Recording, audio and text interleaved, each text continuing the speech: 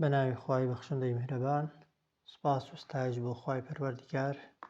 درود و سەلام و ڕەحمەتی خوای پەروەردگار بڕجێ بەسەر گیانی پاکی پێغەمبەری پێشەوامان محەممەد صلی الله عليه وسلم و ڕەزا و ڕەحمەتی خوا لە هاوڵانی پێغەمبەر لە شوێن کەوتوانی تا ڕۆژی دوایی. بەڕێزان، لە وانەی سێزدەهەمی زانستی قورئانی پیرۆز بە خزمەتتان دەگەینەوە کە لەو وانەیەدا دەمانەوێت قسە لەسەر جوزئەکانی قورئان، حیزبەکانی قورئان و ژمارەی سوورەتەکان و چۆن قورئان دابەشی ئەو چەند جوزئەی کراوە، یان چۆن قورئان کراوەتە ئەوەندە کۆمەڵەیە، کێ کردوێتی، چۆن کرا، بۆچی کرا، کە زانیاریەکان پێویستە تەوان لای خۆتان بیان نووسن ئاگاتان لێی بێ. هەمومان دەزانین کە قورئانی پیرۆز کراوەتە 30 جوزء. 30 جوزء یعنی 30 بەش. کێ کردی؟ تەوان هێندێک لە عولەما و زانایان دەفەرمون هەر لە ناو سەحابەکانی پێغەمبەردا خوا لێیان ڕازی بێ، سەحابەکان بۆ ئەوەی بتوانن لە مانگێکدا ختمێک بکەن قورئانیان کردوتە 30 جوزء، بەڵام بەبێ ئەوەی لە ناو قورئانەکاندا لەسەر قورئانەکان بنووسرێ. کردویانەتە 30 جوزء، 30 بەش، بۆ ئەوەی بتوانن لە مانگێکدا و بە تایبەتیش لە مانگی پیرۆزی ڕەمەزاندا ختمێکی قورئان بکەن. بەڵام ئەوەی کە واریدە و ئەوەی کە وەک دەڵێ زانایان زۆرینە لەسەرینی ئەوەیە کە لە سەردەمی حەجاجی کوڕی یوسفی ثەقەفی ساڵی 110 هیجری، ساڵی 110 هیجری، حەجاجی کوڕی یوسفی ثەقەفی ئەو تەقسیماتەی کرد. بۆ خۆی کردی یان فەرمانی کرد کە قورئان بکرێتە 30 بەش، کە ئەوە قسەی تێدا نییە تەبعاً، وەکو نووسین لەسەر موسحەفەکان 100 ساڵ دوای وەفاتی پێغەمبەر صلی الله عليه وسلم تەبعاً قورئان لەسەری نووسراوە جوزئی یەکەم، دووهەم، سێهەم، چوارەم، پێنجەم، شەشەم، کەواتە تاریخەکە گرنگە ئاگاتان لێی بێ. ساڵی 110 کۆچی کێ کردی؟ حەجاجی کوڕی یوسفی ثەقەفی. لەکوێ کردی؟ تەبعاً لە بەغدا لە عێراق یەکەم جێگا بووە، یەکەم شوێنێک بووە کە تەقسیماتی جوزئەکانی تێدا کراوە بە شێوەی نووسین لەسەر موسحەفەکان و بە شێوەیەکی بەربڵاو کە دواتر بۆ شوێنەکانی دیکە چووە. لەسەر چه ئەساسێک تەبعاً جوزئەکان دانراون؟ ئەوەش زەڕوورە ئاگاتان لێی بێ، لەسەر ئەساسی تەقسیمی حرف و کەلیمەکان بەپێی تەقسیماتی پیتەکان، کە ئەو کات بەبێ ئەوەی کە تەوان وەسائلی ژماردن وەکو ئێستا هەبێ، ئیمانداران و موسڵمانان ئەوانەی کە خەریکی قورئان بوون هێندە گرنگیان بە قورئان داوە، زانیویانە هەر سوورەتێک چەند پیتە و هاتوون بەپێی پیتەکان جوزئەکانیان تەقسیم کردووە. بۆیە ئەگەر دیقەتی جوزئەکانتان دابێ، زۆر جار لە ناوەڕاستی بابەتێکدا لە گەرمەی باسکردنی مەوزوعێکدا جوزئێک تەواو دەبێ و دەچێ سەر جوزئێکی دیکە، کەواتە تەقسیماتی جوزء هیچ پەیوەندیەکی بە معناوە نییە. زۆر جار ئایەتێک بە نمونە لە سوورەتی بەقەرە داوایە، سوورەتی بەقەرە بۆ خۆی دابەش بووە، بەشێکی کۆتاییەکەی لە جوزئی سێهەمە، بەشەکەی دیکەی کە سوورەتی ئالی عیمرانە،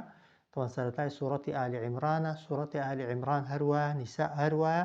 زۆرینەی سوورەتەکان تەقسیم بوون، دابەش بوون، کەواتە تەقسیماتی جوزء بەپێی پیت کراوە، بەپێی حرف کراوە. بۆیە بەپێی تەقسیماتی حرف لە ساڵی 110 کۆچی 100 ساڵ دوای وفاتی پێغەمبەر صلی الله عليه وسلم ئەو قورئانە دابەشی 30 کراوە بەپێی حرفەکان. بۆچی دابەش کراوە؟ باسمان کرد زۆرتر. بۆ ئەوە عولەما دابەشیان کردووە وەکو ڕێکخستنێک، وەکو نیظامێک، وەکو جەدوەلێک بۆ کەسێک ئەگەر بیەوێت لە مانگێکدا ختمێک بکە کە باش وایە و چاک وایە قورئان خوێن و ئیماندار لە مانگێکدا لای کەمی جوزئێک بکە ختمێک بکە ئەوە پێویست دەکا ڕۆژێ جوزئێک بخوێنێ ئەگەر ڕۆژێک جوزئێکت خوێن یعنی مانگێ ختمێکت کردووە. پاشان هەر لەو سەردەمەدا تۆزێک دواتر هاتوون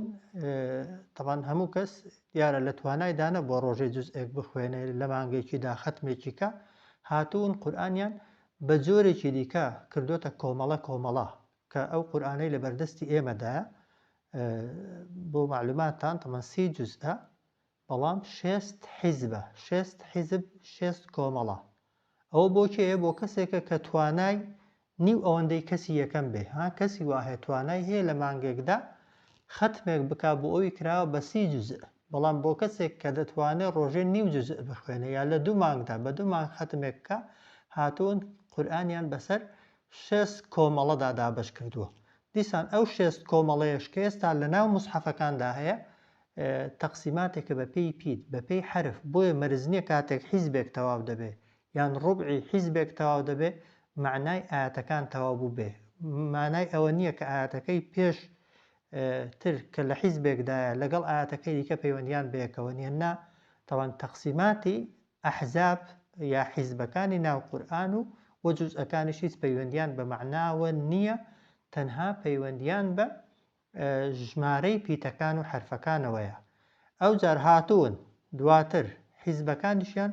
دابەشی چواری کردووە ئەگەر دقەتتان دابێتە لە ناو قورئانەکاندا نووسراوە الحیزب الأول دواتر بە نمونە نووسراوە ربع جزء أول ربع الثاني ربع الثالث ربع الرابع يعني هەر جزئێکی کراوەتە چوار بەش کەواتە دەکرێ بڵێن قورئان 30 جزئە 6 حیزبە هەر حیزبەی 4 ربعە هەمووی بەیەکەوە دەکاتە 240 ربع 240 ربع 240 کۆمەڵەیە طبعا لە ناو قورئاندا هەنا ئەوانە بۆچین وەکو باسم کرد ئاسانکاریە نیزامە و دەستورێکە دانراوە بۆ ئەو کەسانەی کە دەیانەوێت بە جەدوەل و بە بەرنامە قورئان بخوێننەوە دەتوانن کاتی بۆ دانێن و خۆت تاقیکەوە ڕۆژێک ڕوبعێک جزئت بە چەندی پێدەخوێندرێ دەتوانیت لە هەموو ڕۆژێکدا ئەوەندە کاتی بۆ تەرخانکەی یان کەسێکی دیکە هەیە دەتوانێت 2 ڕوبع بخوێنێ کەسێکی دیکە هەیە دەتوانێت 3 ڕوبع بخوێنێ کەسێک دەتوانێت حیزبێک بخوێنێ هەیە دەتوانێت جزئێک بخوێنێ کەواتە دابەشکاری قورئان بەسەر جزئەکاندا و بەسەر حیزبەکاندا حیزبەکانی بەسەر ڕوبعەکاندا بەسەر چوارێکەکاندا بەپێی تاقە و توانای کەسەکان دیاریکراون و بۆ ئەوەیە کە ئینسانەکان هەر یەکەیان بەپێی توانای خۆی بەپێی مەجای خۆی بەپێی زیرەکی خۆی بەپێی وەک دەڵێ بۆکرانی خۆی نظام و یاسایەک بۆ خۆی دانێ بۆ خوێندنەوەی قورئان و بە تایبەتیش بۆ ئەو کەسانەی کە حیفظ دەکەن و دەیانەوێت قورئان لەبەرکەن ئەو نظام و یاسایانە ئەو تەقسیماتە بە جزء یا بە کۆمەڵە و بە حیزب یا بە ڕوبعی حیزبەکان یارمەتی دەرێکی زۆر چاکن بۆ کەسێک کە بیەوێ بەرنامەی لەبەرکردنی هەبێ و پاشان بەرنامەی مراجعەکردنەوەی قورئانی پیرۆزی هەبێت کە باسم کرد تەقسیماتی جزء و هەروەها تەقسیماتی حیزب و تەقسیماتی حیزبەکان بەسەر ڕوبعەکاندا یا بەسەر نیوەکاندا هیچ پەیوەندیەکی بە معناوە نییە تەنها و تەنها پەیوەندی بە تەقسیماتی حروفەکانەوە هەیە. بەڵام ئەگەر کەسێک بپرسێ باش ئەگەر پێغەمبەری خوا صلی الله عليه وسلم جزئی قورئانی نەکرد بێتە 30 جزء ئەی دوای پێغەمبەری خوا چۆن کرا ئایا تەقسیمکردنی قورئان بەو شێوازە دەچێتە چوارچێوەی بیدعە یان نا و هەروەها لە سەردەمی پێغەمبەردا صلی الله عليه وسلم و لە موسحەفەکەی سەردەمی پێغەمبەر و خەلیفەکانیشدا کە دواتر باسی دەکەین چۆن بووە ئەو تەقسیماتە نەبووە ئەی کێ کردی بێگومان وەکو دلیل و بەڵگە کە ئایا جائزە یا جائز نییە دروستە یا دروست نییە عولەما قسەیان لەسەر کردووە بەڵام بە فەرمودەی صحیح هاتووە کە لە سەردەمی پێغەمبەریشدا صلی الله عليه وسلم و لە سەردەمی سەحابەشدا کە تقريبا إجماعي صحابي لسربوك أو كات قرآن تقسيماتي دیکەی بۆ کراوە دابش کراوە بەسەر حوت کۆمەڵەیەدا کە کۆمەڵەکان ئەوەی کە لە سەردەمی پێغەمبەردا هەبوون صلی الله عليه وسلم بەپێی سوورەت و وەک دەڵێ حەجمی طبعا سوورەتەکان کراوە کە حیزبی یەکەم ئەوەی لە ناو سەحابەدا باو بووە ئەوەیە دەفەرمون لە سوورەتی طبعا فاتحە بەقەرە ئالی عیمران و نیسائیان کردووە بە بەشێک حیزبی دووهەم طبعا لە سوورەتی مائیدەوە بووە تا سوورەتی تەوبە حیزبی سێهەم لە سوورەتی یوسفەوە بووە تا سوورەتی نەحل حیزبی چوارەم لە سوورەتی ئیسراوە بووە تا سوورەتی فورقان و هەروەها حیزبی پێنجەم لە سوورەتی شوعەراوە بووە تا سوورەتی یاسین و حیزبی شەشەم لە سوورەتی صافاتەوە بووە هەتا سوورەتی حجورات و حیزبی حەوتەم لە سەردەمی لە سوورەتی قافەوە بووە تا کۆتایی و دوای سەحابە طبعا لەو نێوانەدا پێش حەجاجی کوڕی یوسفیش قسەی کەمان هەیە کە هەندێکی دیکە لە سەحابە یا لە تابعین قورئانیان کردوتە 11 حیزب هەندێکیان کردویانەتە 21 حیزب هەندێکیان کردوتە 9 حیزب کە ئەو هەموو طبعا تەقسیماتەی کە لەگەڵ قورئاندا کراوە و بە کۆمەڵکردنی قورئان دەمانگەێنێتە ئەو نەتیجەیە کە تەقسیمکردنی قورئان بەو شێوازە بۆ خزمەتی قورئان بووە بۆ پارێزگاریکردن بووە لە قورئان بۆ بەرنامەڕێژی بووە بۆ لەبەرکردن و مراجعەکردنەوەی ئەو کەسانەی کە قورئانیان لەبەرە مادامیش لە سەردەمی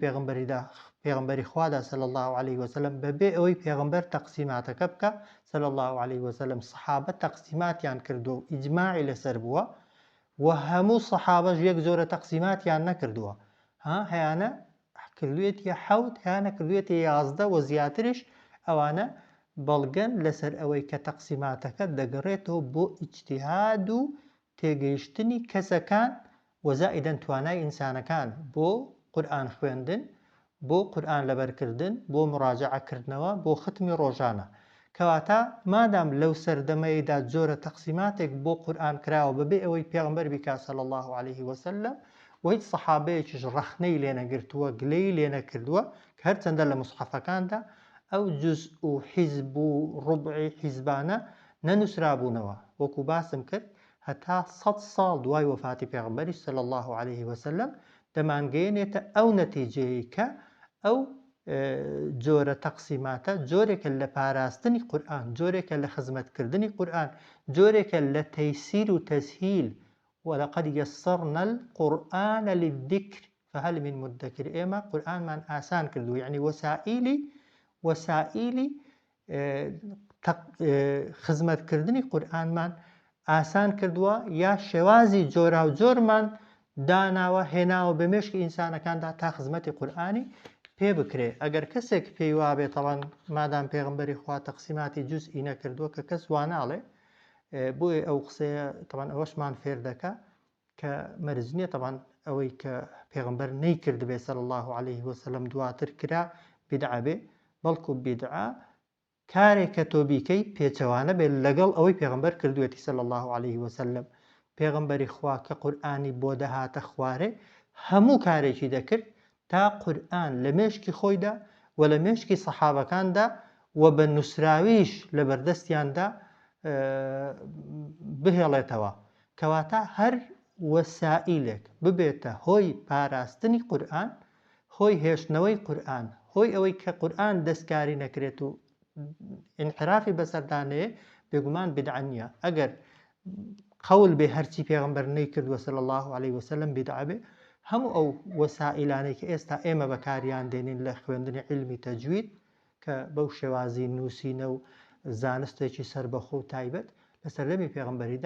پێغەمبەری خوادا بوونی نەبووە بەڵام علمی تەجوید دژە بەو قسانەی پێغەمبەر کردوونی صلی الله عليه وسلم یا خزمەتی ئەو قورئانە دەکات کە پێغەمبەر هێناویەتی صلی الله عليه وسلم بێگومان زانستەکە پێچەوانە نییە لەگەڵ هیچ نەسێکی ناو قورئان بەڵکو موافقی وەڕەتیل القورئانە تەرتیلا ئینا نحن نزلنا الذکر وئینا له لحافظون مطابقە لەگەڵ ئەو ئاەتانە ومطابقە لەگەڵ فەرمودەکانی پێغەمبەری خوا صلی الله عليه وسلم بۆیە باوریابین هەرچەندە بابەتەکەمان ئەوە نییە بەڵام جێگای خۆیەتی هەڵوێستی لەسەر بکەین بیدعە داهێنانی کارێکە پێچەوانە بێت لەگەڵ ئەوەی پێغەمبەر صلی الله عليه وسلم گوتوویەتی یا هێناویەتی هەر کارێک تۆ بیکەی بۆ خزمەتی ئەوەی کە پێغەمبەر هێناویەتی صلی الله عليه وسلم مادام پێچەوانە نییە لەگەڵ هیچ نەس و دەقێکدا ئەوە نەک بە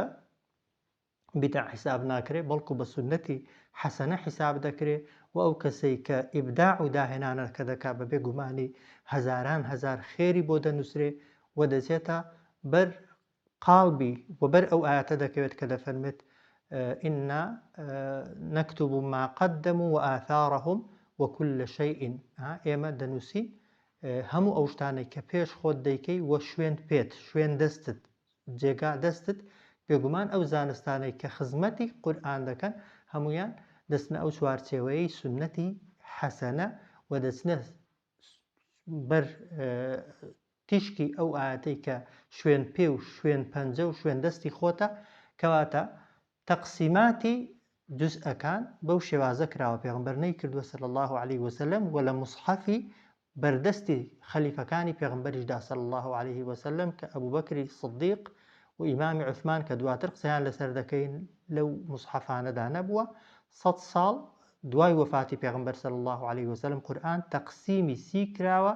بۆ ئەوەی کە بەڵام بەپێی حرف و پیت طبعا تەقسیم کراوە و دواتر جزئەکان تەقسیمی دوو کراون یعنی هەر جزئێک کراوەتە دوو حیزب دواتر هاتوون هەر حیزبێکیشیان کردوتە دوو بەش هێندێکیان کردویانەتە دوو نیوە ئەو جار هاتوون نیوەکانیشیان کردوون بە دوو نیوەی دیکە یعنی بوون بە چوارێک هەموو ئەو تەقسیماتانە بۆ ئەوە بووە و بۆ ئەوەیە کە پارێزگاری لە هێشتنەوەی قورئان بکرێت بەو شێوازەی کە لە سەردەمی پێغەمبەری خوادا صلی الله عليه وسلم بوونی هەبووە کەواتە دەرسەکەمان زۆر واضحە و مصحەفەکانی بەردەستی ئێمە مصحەفە مەدەنیەکان بەو شێوازن سی جزئە و هەر جزئەی کراوەتە دوو حیزب کەواتە 6 حیزبمان هەیە هەر حیزبەی کراوەتە 4 ڕوبع کەواتە 240 ڕوبعمان هەیە بۆیە کەسی وا هەیە دەتوانێت لە مانگێکدا ختمێکی بکە ئەوە دەتوانێت جزئێکی بخوێنێ کەسی وا هەیە بە 2 مانگ ختمێکی پێ دەکرێت کەسێکی وا هەیە بەس 4 مانگ لەوانەیە ختمێکی پێ بکرێت کەسی وا هەیە لەوانەیە بەس 200 و ئەوەندە ڕۆژە ختمێکی پێ بکرێت و یان ئەوەی کە قورئان لەبەر دەکا هەر یەکەی توانای لەبەرکردن و مراجعەکردنەوەکەی جۆرێکە و نەوعێکە بۆیە عولەما هاتوون ڕەحمەتی خوایان لێبێ و خوای گەورە ئەجریان داتەوە لە جیاتی ئێمەش هاتوون ئەو تەقسیماتانەیان کردووە بۆی ئاسانکاریەک بێ بۆ ئێمە و هەموو ئەو وەسائلانەی کە ئێستاش هەنە تەبان کە خزمەتی قورئان دەکەن لە تەسجیلکردن و تۆمارکردن و وێنەگرتن و ڤیدیۆکردن بێگومان ئەوانە هەموو وەسائلێکن خزمەت بە قورئان و کتێبی خوای پەروەردیگار دەکەن چۆن ناکرێ بەوانە بڵێن بیدعەیە بە هەمان شێوەش ئەو تەقسیماتەی کە بۆ قورئان کراوە بە جزء و بە حیزب و بە ڕوبعی حیزب و بە نیوەی حیزب پێیان ناگوترێ بیدعە بەڵکو یەکێکن لە سنەتە حەسەنە و کارە باشەکان وصلى الله على سيدنا محمد وعلى آله وصحبه أجمعين